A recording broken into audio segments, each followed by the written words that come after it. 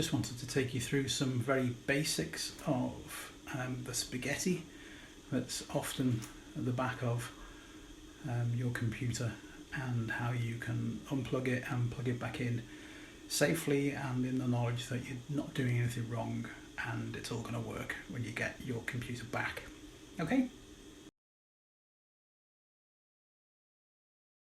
So this looks quite complicated, but it really isn't, and it's very easy to dismantle and put back together in the right order. If you're unsure at all, then take a picture of it with your phone, with your camera, or even draw out a plan of where all the sockets and various cables are. You can also put labels on them. I have some labels on one or two of these things. You can use sticky labels, cut those up. You can use a proper label maker. You can even use sticking plasters with marker on, whichever you want to do, and even write on the actual case to help you put things back the same place. So first thing to do is to unplug the mains, and once you've done that, this is the mains cable. There might be a power switch here. You can just flip that off, unplug that. The next thing to do is look at probably what's known as the USB cables. If I take one out quickly and show you, this quite often goes to a mouse or a keyboard or a printer, and they are the standard ones. You sometimes get these sockets, and I've been able to plug these into the front of the computer. Once you've labelled them up, just take them out. You'll see a variety of these. As I say, they are for printers and for mice and keyboards, and sometimes if you've got a wireless mouse or keyboard, you might just get this little tiny dongle, and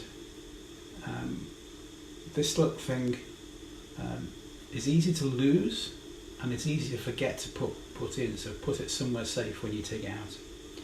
You can actually, if you really want to, if you're dismantling this in order to give to me for repair, you can leave that attached. You don't have to take that out. The only other thing to mention about USBs is that there is a new format, and if you look at the old format, which we can do with the little dongle here, you can see that little white stripe in there. Well, that indicates it's either USB 1 or 2. That's just 1.0, 2.0. The newer ones have this blue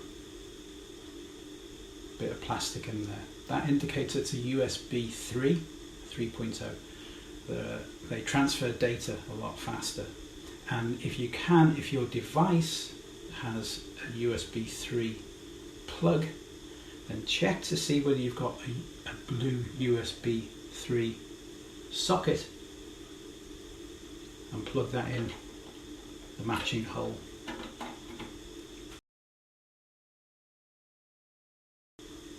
One thing that might be on the back of your computer, it might not. These are optional. Is an Ethernet cable. This is a cable that goes directly to and from, communicates to and from your computer and your router. The black box given by or white box given by your internet service provider. So this carries your broadband, and it's a multi-strand cable, and it also normally has a little plastic lock on it, little tang that locates in the socket and prevents you from pulling it out without pressing that tang. So don't just pull the cable like that, because it won't come out, or if it will, you'll likely damage the cable. You have to grip it near to the base. That will depress that little tang and you can pull it out easily.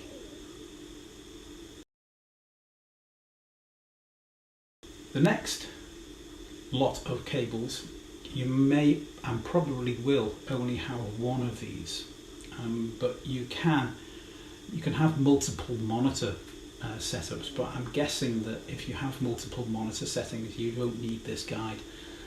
But I've put all three in here just to show you the examples. And these are the video cables. These go to your screen, and sometimes they are attached they are locked in place by these little knurled bolts, and you need to unscrew those.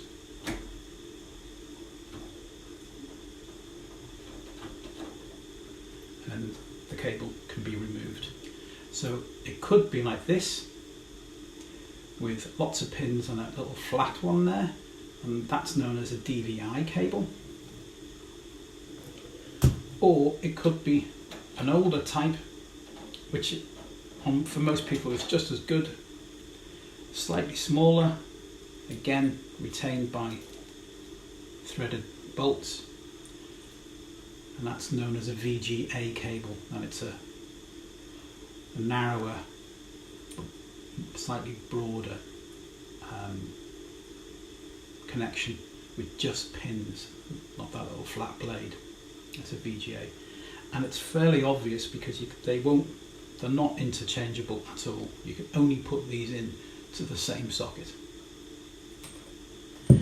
And the third option that you're likely to have on more newer computers is an HDMI.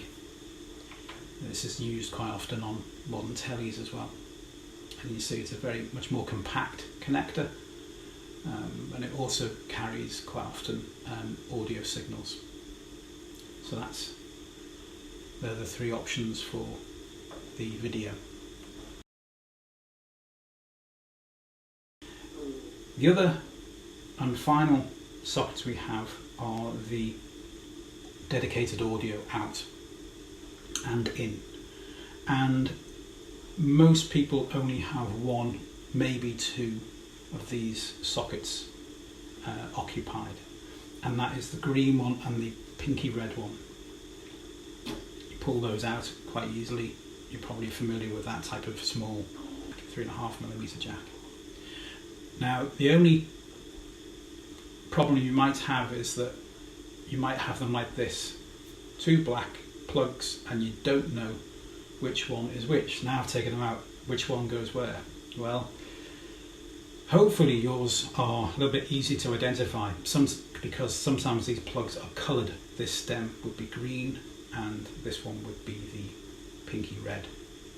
But if not, you can check, because I even said that one the wrong way around, because there is a coloured band on there which I don't imagine you can see very well. I might zoom in and show you. And there is also quite often symbols, a headphone symbol and a microphone symbol, because that's what they are. The green is headphones or speakers, and the red is the microphone. So microphone goes in red, speakers or headset goes in green. So hopefully that was helpful, and you'll appreciate that it's pretty easy to put everything back together as well. It is just the reverse of what we did, and the only thing you need to keep a check on is whether a blue USB cable goes into a blue USB socket, and that's it really. Just a quick word about laptops: if you're bringing one in for repair, please also bring the power supply as well. Thank you.